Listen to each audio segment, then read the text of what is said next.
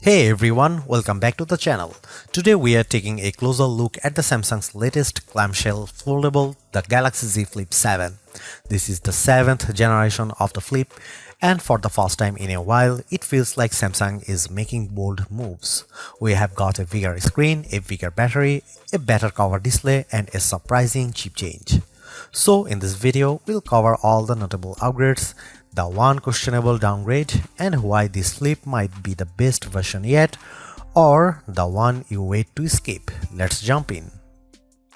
At first glance, the Flip 7 looks familiar, same overall vibe. But look a little closer and you will notice a key change. Everything is slightly bigger. Now, that might sound like a step back for a Flip. After all, this line has been popular because of how compact the pocketable it is. But hang on, it might be a smart trade-off. Samsung is essentially saying, let's give people a full flagship experience in a foldable body, and the new design does exactly that. Let's talk screen. The inner display has gone from 6.7 inches to 6.9 inches diagonally. It's subtle on paper, but in the hand it makes a big difference. Apps feel roomier, typing is easier, watching videos, doom scrolling TikTok, it feels more immersive. This also means the aspect ratio has shifted just a bit, so it feels slightly taller, which again helps when you are multitasking or browsing.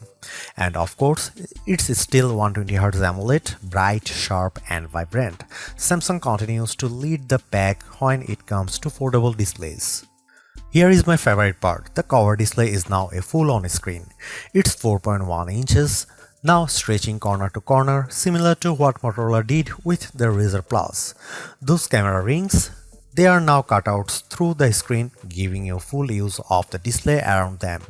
And it's not just big, it's also brighter and runs at 120Hz, so using it feels snappy and fluid. And here's the best part, you can do a lot more without ever folding the phone. Check notifications, run widgets, control music, reply to texts, and yes, take selfies using the main cameras with a real-time preview. It feels futuristic and it's genuinely practical. Samsung's software here has caught up with the hardware and it feels like the Flip finally has the always closed mini phone experience down. Battery life on previous Flips was, let's say, okay, but this time Samsung upgraded the battery to 4300 mAh, up from 4000 mAh last year. That may not sound huge, but the better efficiency and that larger body to hold it, the Flip 7 should easily get through a full day for most users, even with moderate to heavy use. And if you mostly use the outer display for quick stuff, you will expand it even further. So, where does the Flip 7 stand? If you are coming from Flip 5 or 6, the main differences are bigger screen, way more usable cover display, bigger battery, slightly better efficiency. If you have never tried a foldable, this is easily the best Flip Samsung has made and probably the most practical foldable for mainstream users. It gives you flagship power, flexible design and real everyday usability without feeling like a science project. That said, if you want the absolute best performance and cameras, the Fold 7 is still king. But if you value portability, practicality and fun, the Flip 7 is the move. Alright, that's everything on the Galaxy Z Flip 7. What do you think of the upgrades? Are you okay with the Exynos chip or are you holding out for Snapdragon only versions?